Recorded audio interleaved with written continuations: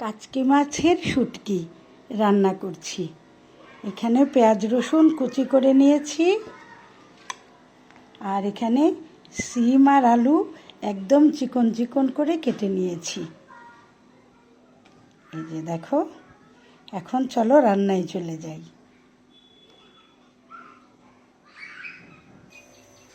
প্যানে তেল বসিয়ে দিয়েছি। এখন পেঁয়াজ রসুন আর কাঁচামরিচ কুচিটাকে সুন্দর করে একটু ভেজে নেব।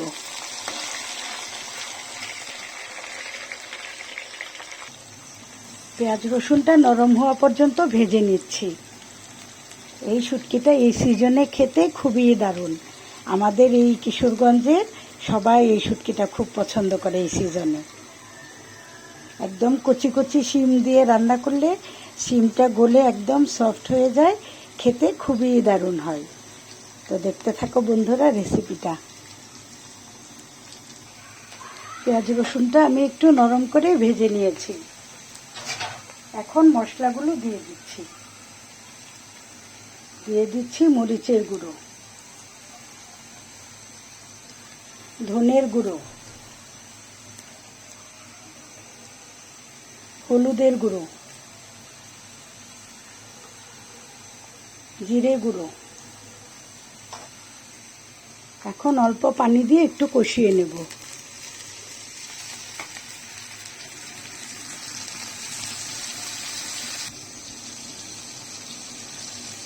এই শুটকিটা ঝাল ঝাল খেতে ভালো লাগে, তাই আমি আরেকটু মরিচের গুঁড়ো দিয়ে দিলাম।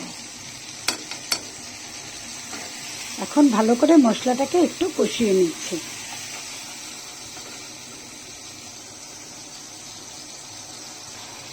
এইভাবে ভালো করে নেড়ে চেড়ে মশলাটা সুন্দর করে কষিয়ে নিতে হবে, তাহলে শুটকিটা খেতে খুবই দারুণ হবে।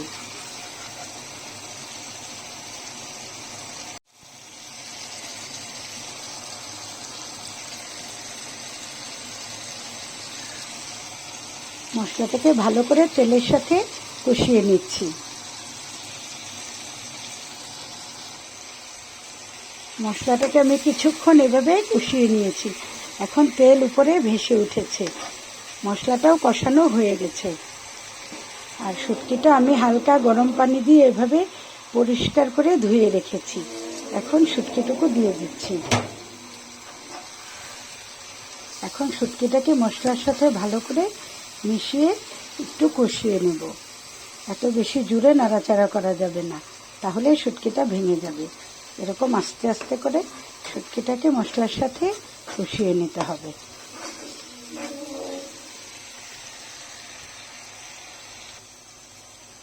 কিছুক্ষণ শুটকিটাকে কষিয়ে নিয়েছি।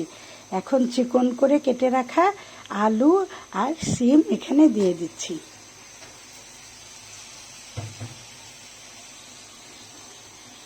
এখন শুটকির সঙ্গে ভালো করে আলু আর সিমটা কুচিটা সুন্দর করে মিশিয়ে নিচ্ছি।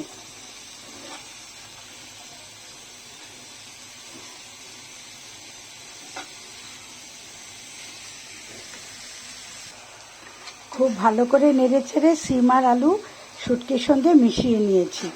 এই শুটকির তরকারিটাতে পানির ঝোল দেওয়া যাবে না, সিম আর আলু থেকে যথেষ্ট পরিমাণ পানি উঠে আসবে, এজন্য একটু তেলের পরিমাণটা বাড়িয়ে দিতে হয়। এখন তেলের মাঝেই সিম আর আলুটা কষাতে কষাতে সেদ্ধ হয়ে যাবে। এখন একটু ঢেকে রান্না করব।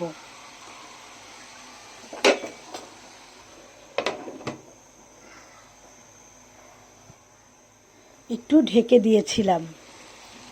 এখন পরিমাণ মতো লবণ দিয়ে দিব।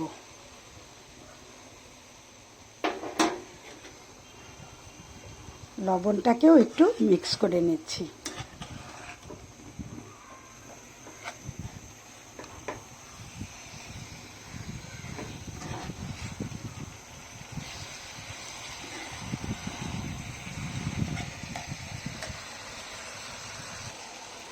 লবণ দেওয়াতে সিম আর আলু থেকে দেখো আর একটু পানি ছেড়েছে।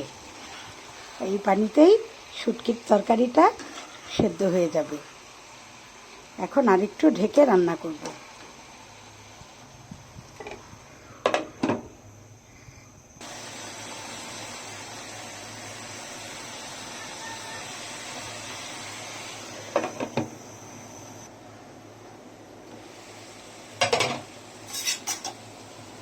শুটকিটা রান্না প্রায় হয়ে এসেছে। আলু আর সিম সেদ্ধ হয়ে গেছে, তেলও ভেসে উঠেছে। এখন শেষ পর্যায়ে দিয়ে দিচ্ছি ধনেপাতা কুচি। ধনেপাতাটাকেও একটু মিক্স করে নিচ্ছি।